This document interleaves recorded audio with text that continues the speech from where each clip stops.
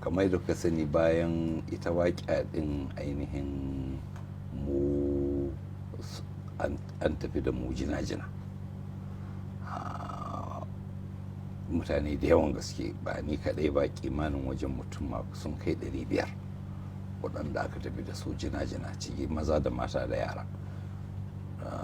Da ƙarshe suka sassaki mata ɗin, suka kuma sassaki yara ɗin, suka dunga ragewa har ya zama na kenan sun aje kimanin mutum 153 daidai wa daidai ma 153 a Kaduna. Mu kuma mu biyu ne da matata suka ɗauke mu suka nufi Abuja da mu. To a nan sun kai mu da farko asibitin soja, daga baya kuma suka canza mu zuwa asibitin SS. To daga nan kuma har kamar daga sai zama dai na asibiti din da ya zo karshe kamar watan kusan 3 a asibiti daga Disamba zuwa March. Wato sai da kai jinya ta watanni 3 a asibiti. Haka ne, domin ainihin ɗauka na kawai ake tun da an da gargaza man cinya ta dama, ba wai an karya ba, an da gargaza ne, haka nuna ma an da gargaza shi na hagu. Kamar harbi nawa kake tunanin an maka a kafa da hannu? Ai harbe ne, wato mutane ne suka tsuguna su 4 suna ruwan harsasai a cikin falon ka kenan, a cikin ɗan ƙaramin ɗaki da muke. Kai ka gan su? A yana ganin su barga sun zo gaba da gaba suna ɗora harsashi. Ita mata ta kuma duk da sun zo sun yi gaba da gaba da kai, baka ji abin nan haka a ce bari a dan matsa ko a koma wani ɗakin ko a dan buɗe haka? Inda suka same mu suna buɗewa suka ga mu suka ce ga wasu nan. Ita mata ta tana sai suka ce mata wata cire kayanta, da ta ce ba zan cire ba, sai kawai suka ce baya, a shi kenan suka dunga ɗora harsashi sai da wurin ɗakin ya turnike, ya haƙi ne kawai kake gani, sai kuma ƙaurin harsashi kawai. A lokacin akwai 'ya'yana 2 a dama na, ita kuma matata tana gabana, sauran wasu 'ya'yan na kuma suna hagona. To a takaice dai su biyun da suke dama na din nan take, ɗaya ma kula ta shi karamin mai ɗan shekara 14 ya shiga masa. Kamar yara nawa na cikinka ka rasa a lokacin? A lokacin su 3 muke tare da su maza wanda aka kashe, akwai mace 1, akwai kuma wasu yaran riko. Wato 'ya'yan cikinka guda 4, maza 3 da mace 1 a lokacin aka muna tare kenan baka yawa lokacin da aka bude wuta ne. To sannan kuma akwai 'ya'yana na riko su mata guda 2, sannan kuma akwai wasu 'yan uwa da muke tare da a dai gida. To shi kenan da suka bude wutan da ina baka labari da ainihin nan take shi dana da shi wanda yake gaban su, shi bular ya shiga mashi ta. Amma a lokacin kamar akwai rahotannin da muka samu cewar watakila ko akramakallah ya ki yadda a tafi da shi ne, shi yasa suka sai da buɗe hotonsu ne kawai. Ai suna cewa cire kayan nan, ta ce ba zan cire ba, suka ce faya kawai, dama sun zo kisan kai ne, sun kuma kashe mutane ɗarura kafin su kai kan mai, sun kona gidan kurmus, sun ɗauka mun kone kurmus ɗin ne. Amma lokacin da suka zo suna ta buɗe wuta ɗin, akramakallah ba kai tunanin ko watakila ka fito saboda a kawo ƙarshen abin ba watakila kuma me suke su ba mu wata dama ba magana ba, sai magana da kowa ba, abinda na lura ma suke ne ba, kawai sun zo dai kisa ne kawai, an gama, sun zo kisa ne ba wanda komai kisan ne kawai muradin su. A lokacin ka yi fargabar cewar watakila kai ma za su kashe ka? Ai ba fargaba ne ba, ba Allah ya sauke in fargaba. Akwai wanda ya ce min ko zan yi rarrake ni ce Allah ya sauke, baya da za a zo kashe ni ne in tafi wani wuri, kuma an kashe mutane kafin a kawo kaina, saboda haka su zo su ci burinsu, illa iyaka kenan kashe ni, ina jiran kisan ne ba wani abu. Wato a lokacin da suka shigo ɗakin watakila ko da me suka zo da shi, ko da za su yi harbi ne a kirji ko a fuska haka, wuraren da mutum watakila ba zai abin nan ba, akramakallah lokacin ko gezau? Ai ta abin da muke jira kenan. Ai na ka daga ci maka labarai ne ma, domin sun zo ne tun ranar Asabat, ka gane, suka kuma buɗe wuta 10:30 na dare ran Asabar ɗin 12 ga watan Disamba 2015. To suka kwana suna harbi har gari ya waye. To suka kuma ci gaba da harbi ɗin ba ji ba gani da rana tsaka har zuwa wajen 12 rana. A lokacin sun kashe ɗaruruwa, suka zo suka cinna ma gidan wuta. Kafin su cinna ma gidan wuta sun ce mutanen da ke gidan nan ko ku fito ko kuma za mu baje gidan a kanku. Amma bayan an yi harbi a jikinku, kamar a wannan akwai lokutan da yi hira da makusantanka suke cewa kamar kafarka ɗaya da hannunka kamar ba a iya takawa a lokacin. Ina kawo ka ne da sun ce mana ne ko mu fito ko a baje gida a kanmu. To a lokacin kawai mun yi sujada ne mana jiran a baje gidan a kanmu, amma sai muka ga wuta suka cinna, sai yasa sai muka ga gwamnati mu fito su harbe mu da mu kone da wuta. Ka fahimta ai. To haka nan muka sami wani dan karamin daki muna amfani da shi ne a matsayin dakin wanki, na muka labi aka kona gidan kurmus, muka kwana a cikin wannan nan gida kai da iyali gaba daya. Sannan kuma da safe da suka zo ran litini suka same mu, shine suka bude mana wuta. Kaji yadda aka yi. Kuma dai kamar yadda ce maka ainihin an kashe yana uku nan take, ni kuma an ja ni ne ma tun da ba zan ma iya tafiya ba, suna ja ni ke. Amma yanzu yaya lafiyar kafar da hannun yanzu? Mun gode ma Allah, mun gode ma Allah saboda ainihin mun ga iko irin na Allah ta'ala. Domin wanda suka gani akwai yata tanta tare da nima wanda ta kai baka ba shaida, ita su suka daure man kafa din kasusuwa na waje sun da gargaje, haka ma hannu. To amma dai kuma cikin ikon Allah da muka je aka kawo mu nan, na farko da sun kai mu asibitin 44 na Kaduna ba zaman ce ba, sun kai mu depot suka tsaye suka sa dirbe a zare kenan, suka garzaya suka je 44 nan suka yi dori, sannan suka ɗauko mu kashe gari suka zo da mu asibitin soja na nan Abuja. To amma da aka yi scan sai suka ce kashin ma bai kare ba. Amma ka gane saboda ka iko ne na Allah da ya zama abin da aka dagargaza Allah ya bar mace, banda haka ma ido da aka bincike ido na harsashi ya wani yanki nasa ya tsaya ido na dama kuma ya bincike idon hagu. Amma dai cikin ikon Allah mun gode ma Allah. Duka idanun kuma ana gani da su. Insha Allah gashi na. To akwai wani lokaci can da aka makalla aka yi ta maganar cewar baka jin daɗi, kana buƙatar a kai ka ƙasar waje da kai da malama.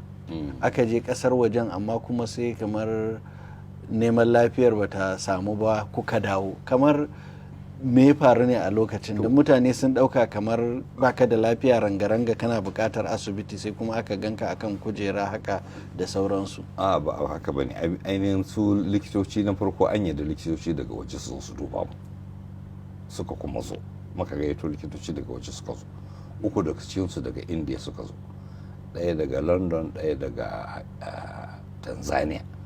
To suka zo suka dudduba mu, suka ga matsalolin da ya gagara nan suka ce ba su iya ba. Al misali ita malama akwai sun harsasai a jikinta sun ciccire, amma akwai wanda ya zauna a kugunta suka ce wannan ba su iya cirewa ba ana ka gane. Sannan kuma yanayi ya kai har kokon gwiwanta ya haɗe da ƙasusuwan gwiwar sun haɗe, akan yi wani abu da ake ce mashi canjin kokon gwiwa, akan cire ne a sa wani haka.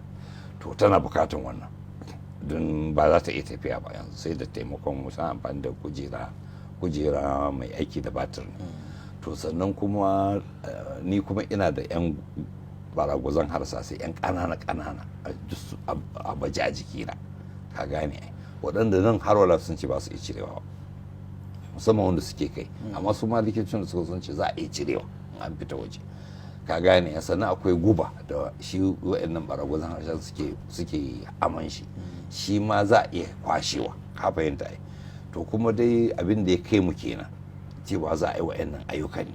To da muka je sai suka ya zama suka nuna kamar ma ba su san da ma ciwon da ya kawo ba, wasu za su bincika su asibitin da kuka je. Yawa kamar asibitin ku kuka zaba ko gwamnati ta zaba muku? mu muka biya mu kanmu kudin tikiti, mu muka kai mu kanmu India, ba an kai mu bane, mu muka kai kanmu.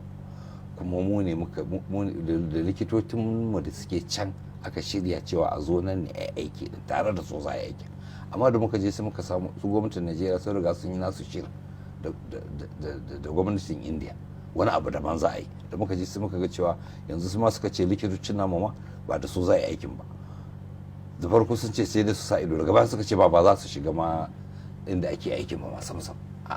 to sai muka ga ai ba abin da ya kama shi, sannan kuma suka ce masu ba san ba ruwansu da rekod da muka kai, tunda an yi bincike a nan, an yi hotuna, an yi suka ce duk ba ruwansu da rekod da aka tafi da shi, su ne za su bincika mai ke damun mu su yi mana magani. To kaga su dai a takaice dai sai zama hukumar Najeriya ita take ga musu abin da za su yi mana.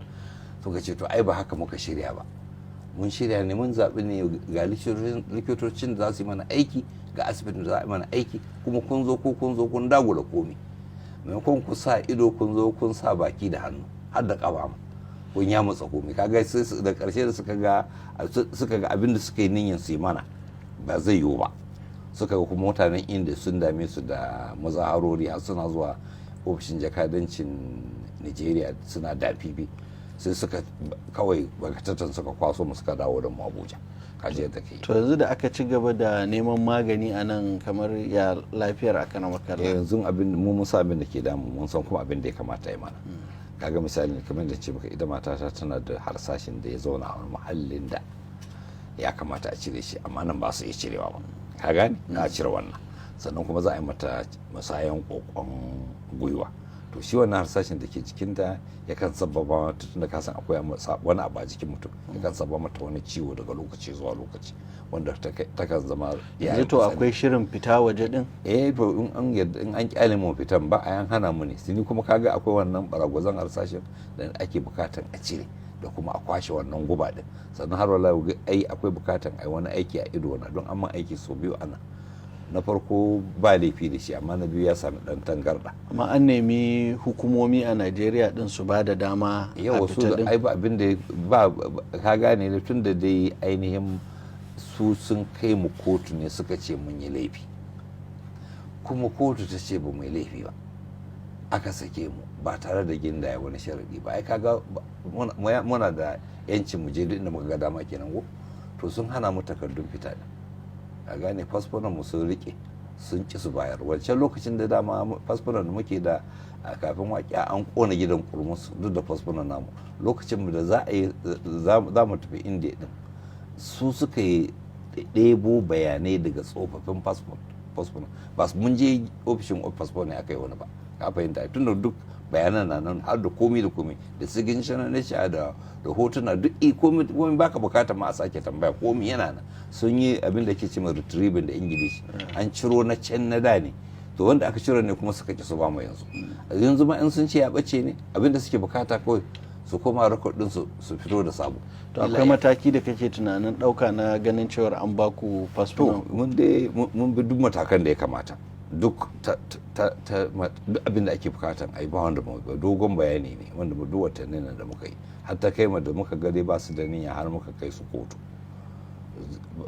Ka gane ai da muka ga su kuma immigration da aka ce tun da wa'annan su da aka yi su kotu, SS da Attorney General sun ce su ba su rike fasfor ba, fasfor ya bace ne mene muka ce tun da kan ne su kuma immigration su bayar, su ma da ba su bayar ba su kai ta mana wala su ma aka kai su kotu.